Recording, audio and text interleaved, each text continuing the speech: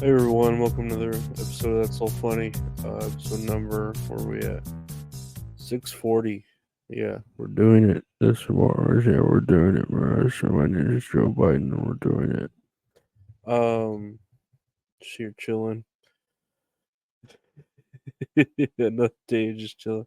I've been playing a sushi game on my Xbox. Been a cute little game. It's a fun little relaxed game to play, and then the Callisto Protocol's there, so I might start that. It's kind of like Dead Space, which I like Dead Space. I played that, but there's a lot of shit I need to do, I should do, I don't want to do, and right now I'm drinking milk, which I probably shouldn't be doing. I don't know because it's too late, but I'm doing it, so fuck it, right?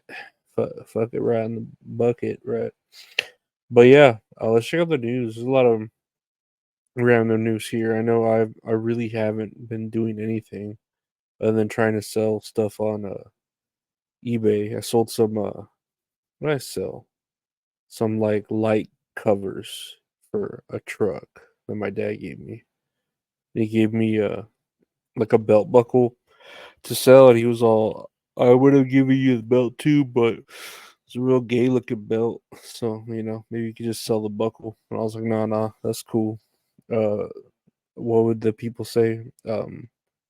Real talk, or I don't know, whatever. But let's check out the news here. Willie Mays, supreme baseball talent among the best to ever play, dies at 93. Uh, yeah, I didn't know he was still alive, Willie Mays, and I didn't know he was. Is he black? He is black. I didn't know he was black. I thought Willie Mays was white. It's crazy. Wow, blow my mind. I all this time I thought this was a black or a white man I was worshiping, but nah, I'm not really into baseball. And he died at 93.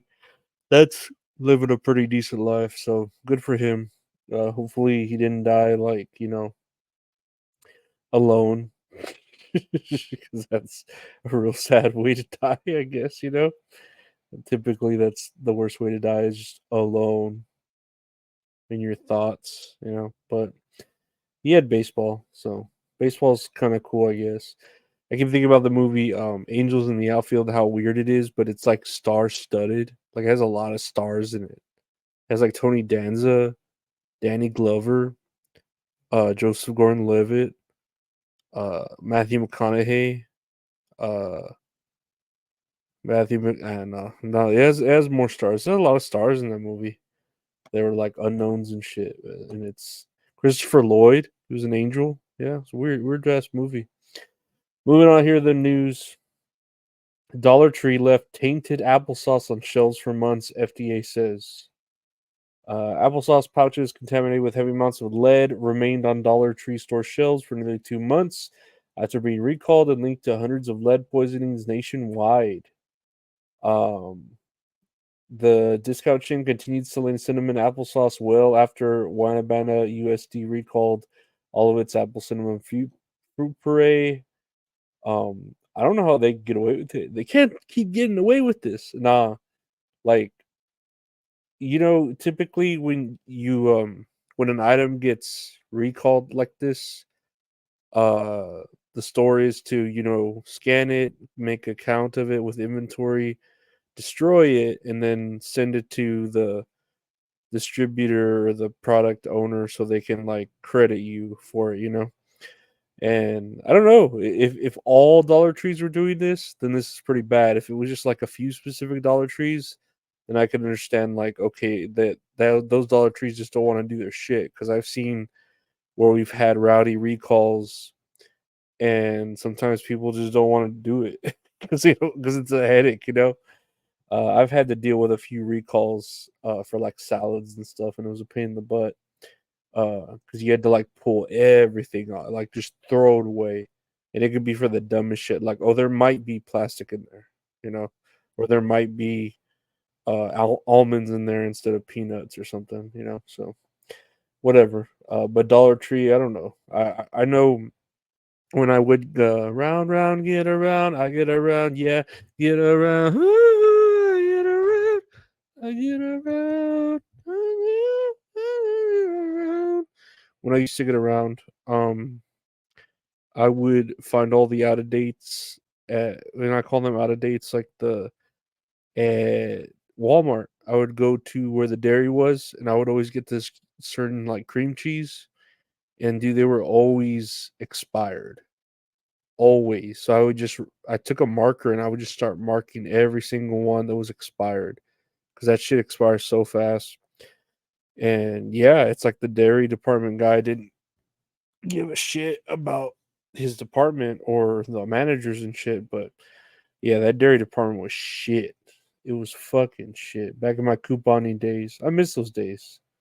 I was a real good couponer. I need to find a new scam. Speaking of scam, let's go to the next thing here. Netflix to open first two permanent immersive entertainment venues in 2025. Netflix has announced its first two permanent what does it say? Experiential entertainment venues in Dallas, Texas, and King of Prussia, Pennsylvania, slated to open in 2025. The new Netflix houses will feature shopping outlets, eateries, and experiential activities, building on previous Netflix live experiences for Bridgerton, Money Heist, Stranger Things, Squid Games, and Netflix Bites.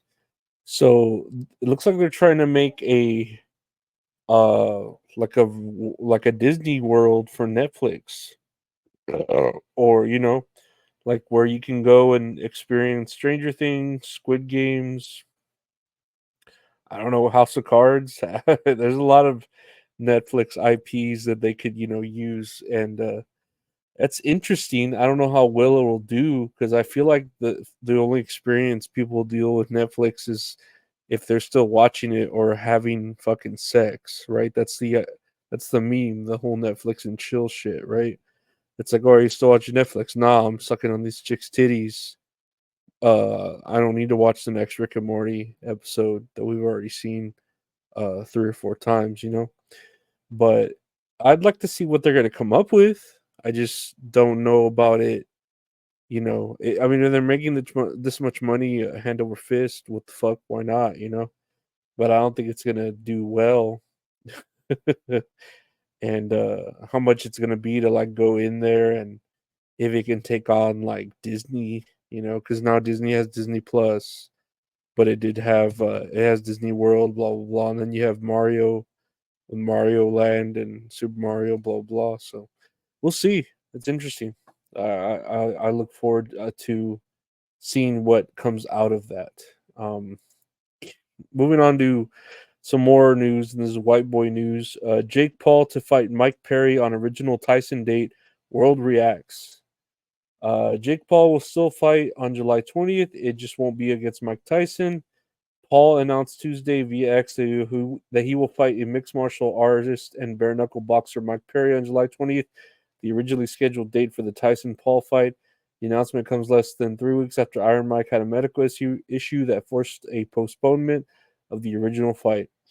Paul's fight against Perry will take place at Amelia Arena in Tampa, Florida, and will be a pay-per-view event on DAZN. Um, yeah, I don't think anyone cares if he's facing someone else. The Mike Tyson Jake Paul fight is still on for November, but Paul's fighting this guy on the 20th. So, yeah, I don't know. Former MMA fighter Brendan Schaub chimed in, say that he believes Perry is a better and tougher opponent for Paul than Tyson. Anyway, yeah, I'm not gonna listen to anything Brendan Schaub says.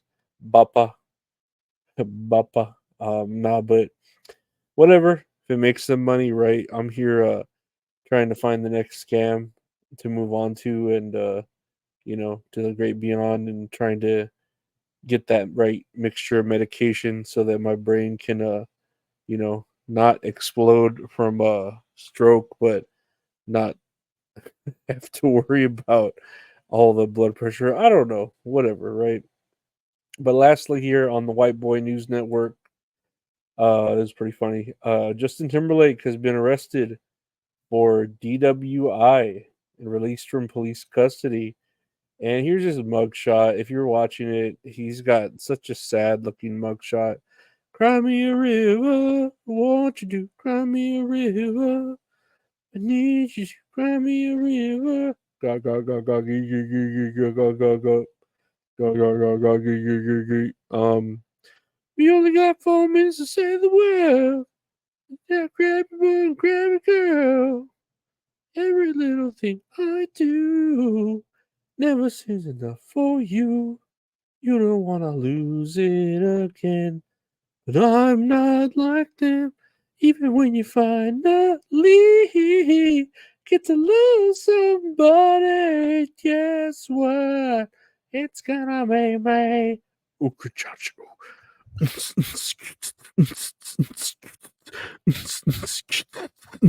No, I don't really feel bad for him getting DWI. I still think he should be held liable for the damages he did for to Janet Jackson when he pulled her fucking half of her boob off and her tit flew off at whatever at the Super Bowl, right? Kind of got her canceled, and he didn't really get scathed in that. And lately, I feel like they've been trying to cancel him, but he's been kind of floating right under the radar. And this is something that I bet you he's like, I fucked up. I fucked up so bad, I was just trying to keep the Lord Baphomet or whatever where they do this. I was just trying to keep Lord Baphomet from you know, getting sad and mad at me, but now it's, gonna happen, and like I'm gonna have to bring sexy back, and it's not gonna feel good. No, I don't know. I don't feel bad for him. He'll recover. He's got millions of dollars, and he deserves to deal with this shit. With what he put Britney through, or what everyone put Britney through. Right? Leave Britney alone. You do. You need to leave her alone. That's what I always like to say when I end this shit. Nah, fuck, this isn't Timberlake, but that's all funny, guys. I want to thank you for listening to the podcast. It's all funny. There's more podcasts for search. It's all funny. Check out podcasts. That's all kayfabe wrestling. Check that out. That's all kayfabe. Any more podcasts available? Just search That's All Kayfabe. If you want to see video versions of this podcast, that podcast, and other stuff I do, check out the YouTube channel, youtube.com/@LorenzoAriola. Got video versions of this, that, other stuff I do, and then the live show I do with the wonderful mint salad called Tits and Areolas, where we talk about a movie we watch, play a little game. It's fun. She's hot. I'm a piece of shit. It works out. Check that on Tuesdays, 8 p.m. Central, 9 p.m. Eastern on the YouTube channel or on my X. If you want to check out my Twitter or X account or my Instagram, check me out at Lorenzo Ariola. You can hit me up on either of those in messages for t-shirts, prints, stickers. I got a lot of that you can purchase to help support the podcast. If you want to be a fan, and show your support. The artist that does all the art for the show at Retro Horror Inc. is on Twitter or on Instagram as well. That's at Retro Horror Inc. The Bret Hart graphic art can't be beat. Check out the Patreon if you want to support the show. Patreon.com/Lorenzo Ariola. I want to thank you all, my Patreon subscribers. Thank you for subscribing, showing support. Thank you all for liking, subscribing, sharing, and caring. Take care.